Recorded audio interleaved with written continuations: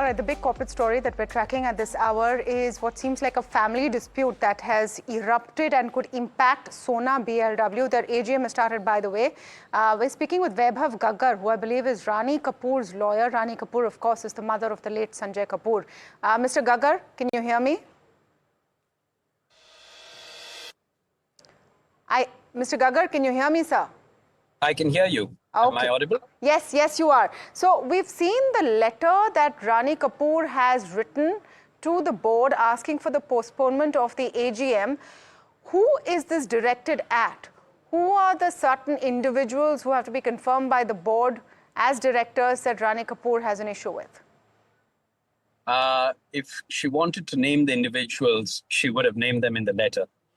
There's a reason that she's not naming them. It is the stakeholders are privy to the name. They know who it is. But she wants to ensure that this does not turn into a public spat or a public affair. She's looking at ensuring that the interests of the family as well as the business is maintained and is not prejudiced in any manner. And therefore, she's chosen not to take names. Pretty obvious that on the AGM's list of business is the name of Priya Sachdev Kapoor. Is this aimed at her? Could potentially be. She just wants to make sure that the family is properly represented. Why would the wife of the late Sanjay Kapur not be a proper representation of the family? Because as per the family will by Surinder Kapur, that's Sanjay's late father, who was also the founder of the group, the entire assets, shareholding, etc., everything was willed exclusively to Mrs. Rani Kapoor back in 2015 when Shri Kapoor expired. She is the head of the family. She needs to make sure that things are taken and done in the right manner. And she has also expressed in the letter very categorically that a number of things have come to light leading up to the death and immediately thereafter, which has caused grave apprehension and suspicion in her mind. And she wants to get to the heart of the matter at the earliest. This is Vishwanath Nair joining in. If you were to look at the shareholding of Sona BLW, Aureus Investment Private Limited, that's the entity that holds the majority of the promoter stake, about 27.7%. And one of the three members of directors of this firm was Sanjay Kapur. I'm just trying to understand, because if you were to look at Rani Kapoor's name, that shareholding is actually quite small. So when you say that she's the ultimate beneficiary of the entire shareholding of the family, how does this pair up? You'll need to dig a little deeper and see how the shareholding came to be. When was incorporation? What was the shareholding? What is the manner it is being held in? And how the family is actually has always been supposed to be the owners of the Sona Group. As I'd mentioned earlier as well to your colleague, this all starts from Sri Surinder Kapur, who had willed everything with a sign-off from Sanjay and his two sisters to say that, yes, the mother would be the exclusive owner of all the assets. So how the web of companies have come about is something which is going to come forth if required.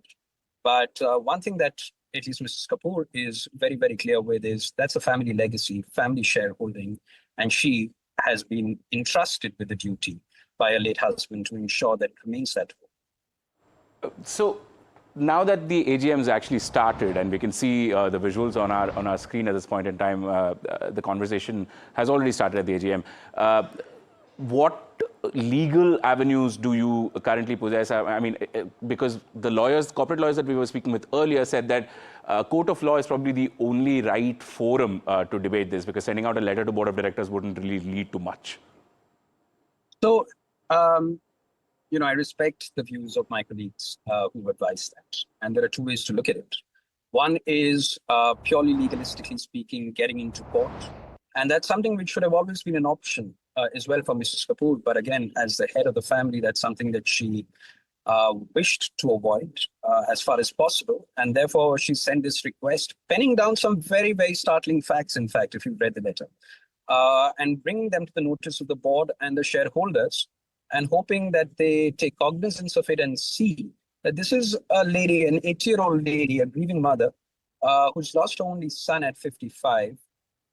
The entire legacy of the family is at stake over here. She's mentioned in as many words that things are not adding up as far as it being a freak accident is concerned. So obviously there are things which she's privy to now, which has led her to these suspicions. She has put it over there that she's been made to sign documents during the mourning period. I mean, an 80-year-old lady being made to sign documents without being explained anything a couple of days after her only son's death. That's been put on paper, and that's really, she's left with the wisdom of the board and the shareholders to see how they wish to react to it.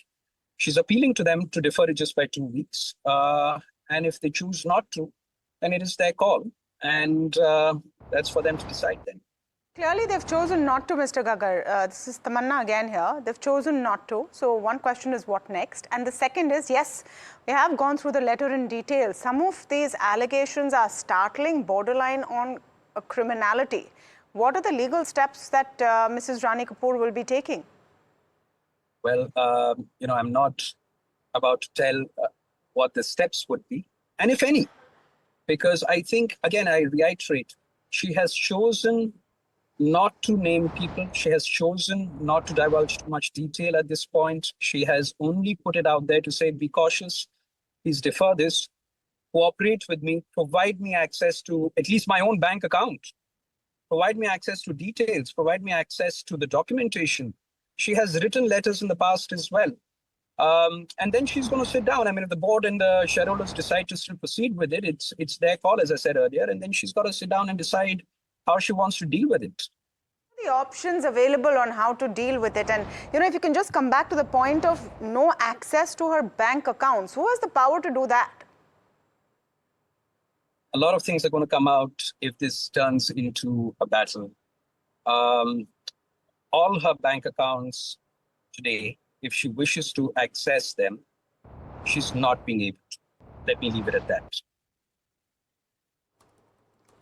Right. Mr. Gaggar, quick question around the resolutions that have been listed at the AGM. Now, one of the resolutions says that the Memorandum of Association of the company will be amended with addition of 2 specific clauses.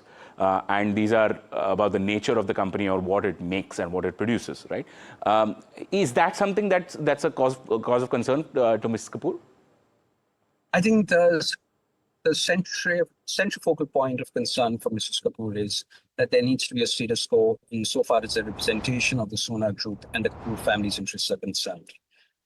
She has requested in as many words that no one should be allowed to portray that she has given her consent or her blessings to anybody being appointed on her behalf or through her authority.